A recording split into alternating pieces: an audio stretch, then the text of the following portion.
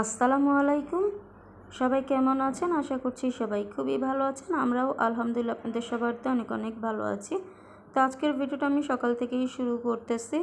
তো এটা হচ্ছে আগের দিন আমার কাজিনরা এসেছিল, তো কাজিনদের জন্য পোলাও রান্না করা হয়েছিল। তো সেই পোলাও থেকে অনেকটা পোলাও বেঁচে গেছে। তো আজকে সকালবেলার নাস্তা বানাইনি, তো এই পোলাওটা দিয়েই আজকে আমরা নাস্তা করব। তো কী নাস্তা করব সেটা আপনাদের সাথে শেয়ার করব।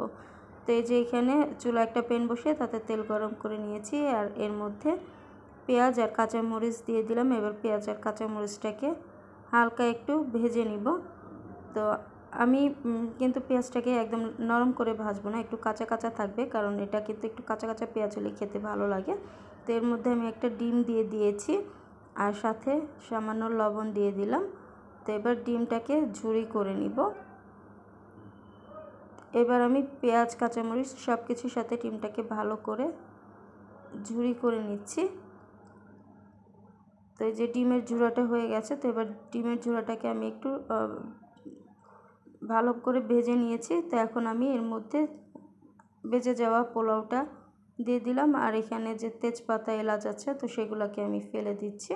তো এবার এই পোলাওটার সাথে সব কিছু খুব ভালো করে নেড়ে চেড়ে মিশিয়ে নিচ্ছি।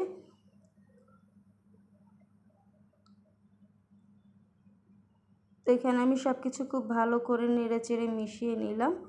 তো এখন আমি এর মধ্যে একটু লবণ অ্যাড করে দিচ্ছি পোলাওয়ের জন্য। তো এবার আবারও সব কিছু ভালো করে একটু নেড়ে চেড়ে এটাকে ভাজা ভাজা করে নিব। তো এই যে আমার পোলাও ভুনাটা হয়ে গেছে। তো এখন আমি এটাকে সার্ভিং প্লেটে সার্ভ করে দিচ্ছি। তো এটা হচ্ছে আমার হাজব্যান্ডের জন্য খাবারটা বাড়তেছি। তো আজকে আমি আমার হাজব্যান্ড খাবো পোলাও ডিম দিয়ে ভুনে নিলাম। তো এইটা আর আমার আম্মুকে পোলাও আর মাংস ছিল গতকালকের, তো সেই মাংস দিয়ে আম্মু সকালের নাস্তা করেছে। তো যাই হোক, আমাদের সকালের নাস্তা করা হয়ে গেছে। এরপর একটু মিষ্টি খাচ্ছিলাম, আর কালো জাম মিষ্টিটা আসলে আমার খুবই পছন্দের মিষ্টি, আর সাথে চানাটাও কিন্তু খুবই মজার মিষ্টি ছিল। তো যাই হোক, মিষ্টি খাওয়া হয়ে গেছে। এরপর সকালে বের হয়েছি তো আমাদের ছোট্ট বেবিটাকে স্কুল থেকে আনার জন্য। তো স্কুলের কাছে জামে বসেছিলাম। তো এই যে স্কুলে চলে আসলাম। তো অনেক দিন পর আসলে স্কুলে আসলাম। এই স্কুলে ওর ভাইয়াও পড়তো। তো ওর ভাই যখন পড়তো তখন ওকে আমি সবসময় নিয়ে আসতাম, প্রতিদিনই নিয়ে আসতাম। কিন্তু এখন আর আসা হয় না। এখন আমাদের ছোট বেবির মা, আমার বোন, ওই ওর ছেলে মেয়েকে স্কুলে নিয়ে যায়, স্কুলে নিয়ে আসে। তো আজকে আবার আমি এসেছি আমার ছোট্ট বেবিটাকে নেওয়ার জন্য। তো এই যে স্কুলের ভিতরে ঢুকেছি, আমি এসে দেখি অলরেডি ওদের ছুটি হয়ে গেছে। তো সব বাচ্চারা বের হয়ে যাচ্ছে। মিসরা সবাইকে গার্জিয়ানের হাতে তুলে দিচ্ছে নাম ধরে ধরে। তো আমি এখানে ওয়েট করতেছিলাম আমাদের ছোট্ট বেবিটার জন্য। অনেক আগেই ছুটি হয়ে গেছে, আমি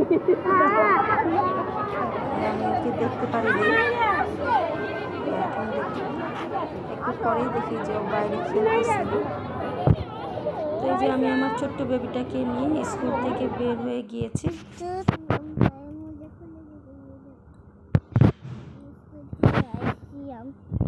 গরম লাগছিল দেখে পায়ের মোজাটা হয়ে লিখেছিলাম। এই দেখেন, বাবা কত সুন্দর। তো এই যে এখন গাড়িতে বসে আছি, আর ওই যে দেখুন রাস্তার মধ্যে কিন্তু অনেক জ্যাম। দেবের বন্ধু।